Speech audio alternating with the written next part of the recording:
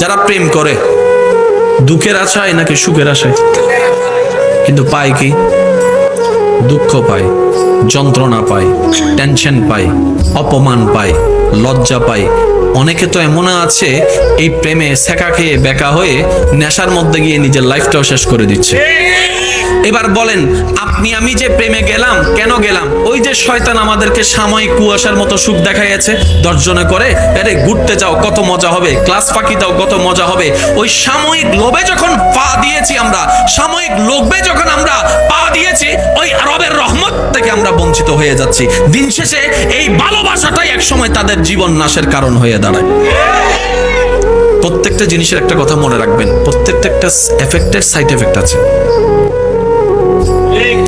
আমার কথায় কষ্ট নেবেন না, যুবক ভাইয়ের একটা আওয়াজ দিবেন আমাকে, কারণ এগুলো জানা দরকার, বোঝা দরকার বলে আমি মনে করি। সবচেয়ে মারাত্মক রোগের মধ্যে একটা রোগ আছে না, এইডস।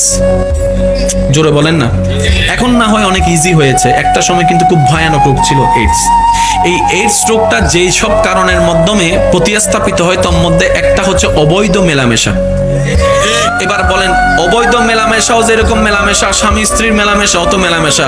এই পর্যন্ত তো কোনোদিন স্বামী স্ত্রীর মেলামেশায় এইডস হয়েছে বলে জানা যায় না। সুবহানাল্লাহ বলে না।